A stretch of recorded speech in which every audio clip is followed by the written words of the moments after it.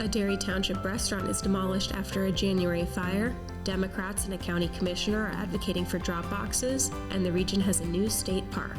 It's April 9th, 2026. I'm Abigail Hakis, and this is your Bulletin Brief. After the January fire, some community members remained hopeful that Lucky Bees would rise from the literal ashes.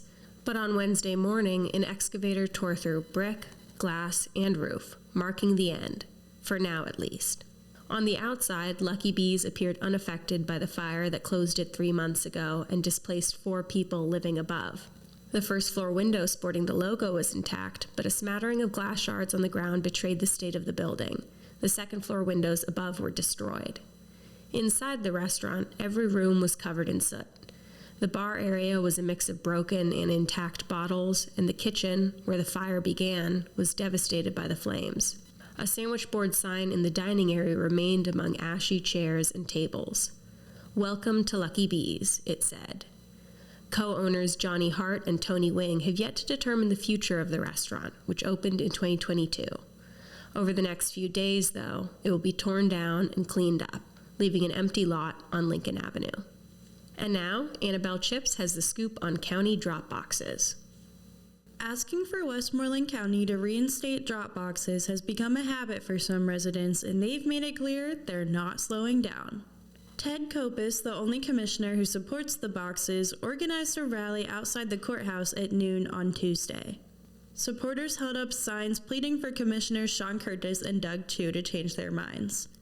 Kopis opened up the event by restating his stance. Given Westmoreland County's demographics, geography, and delays in postal delivery, our voters deserve ballot drop boxes throughout the county. Access to the ballot box should not depend on distance, work schedules, or circumstance. He was joined by 5 speakers representing the area's labor council, women, elderly people, and veterans. Each of them said drop boxes were a necessary part of the democratic process. Vietnam vet Wayne Comfer said voting at home makes it easier for him to take time and research candidates, especially since he has essential tremor. Yet he wants to make sure his vote will be counted and does not trust the Postal Service. Westmoreland County had drop boxes during the pandemic until 2023, but Curtis said some of them had as few as 10 votes. He argued the cost just wasn't worth the low use. Chu explained his position in a long text chain Tuesday afternoon. The county lacks not just money, but election workers and volunteers. He said, quote, "We need to focus on serving many voters before we add additional, non-required amenities that have never been used robustly in the past." Commissioners will discuss and likely vote on the topic at the courthouse on Tuesday at 1 p.m. ahead of the upcoming primary election on May 19th. And for some big news from down south, Fayette County is now home to Pennsylvania's 125th state park. The Laurel Caverns, the largest bat shelter in the Northeast, was officially dedicated by Governor Josh Shapiro in a Monday visit. It's the state's first subterranean state park. For the past century, the Laurel Caverns were owned by the Kale family.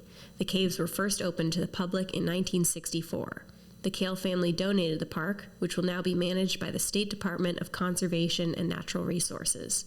Going to the park to hike, birdwatch, or picnic will be free, but there will still be a fee for tours. It will officially open for the season on Wednesday, April 22nd. And now, on to sports. Happy Mock Draft Thursday, folks. You can celebrate with our sports pages, where sports editor Anthony DeSerbo is predicting every round of Steelers picks, and sports contributor Benji Keeler is giving his thoughts on first-round picks for all teams. On Tuesday, 4 local baseball and softball teams played, picking up 2 wins and 2 losses.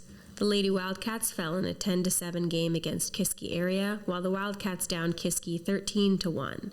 And the Rams defeated Deer Lakes 5-1 as the Lady Rams lost in an 11-10 thriller. For today's games, Greater Latrobe boys tennis will be home against Kiski area at 3:30 p.m. Baseball will be at Penn Hills at 4.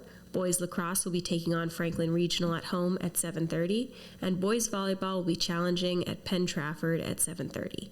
Derry area boys volleyball will be playing against Summit Academy at home 7 p.m. Thanks for listening to today's podcast. Check out more local headlines in print, online at LatrobeBulletinNews.com, or on social media at Latrobe Bulletin. Tune in next time for more. I'm Abigail Hakis, and this has been your Bulletin Brief.